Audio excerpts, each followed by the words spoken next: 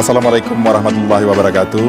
Pada hari ini kita bersama-sama telah mengikuti karnaval dan pawai budaya dalam rangka memperingati hari ulang tahun Kota Takengon ke-447.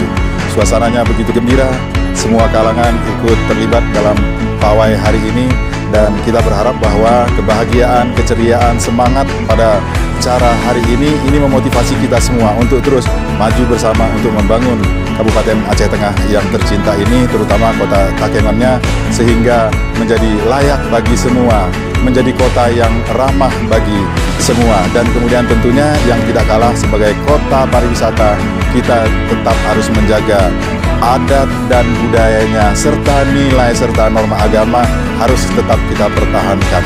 Aceh Tengah dan Kota Takengon boleh saja bergerak maju, tetapi tidak boleh meninggalkan adat istiadat dan nilai-nilai agama.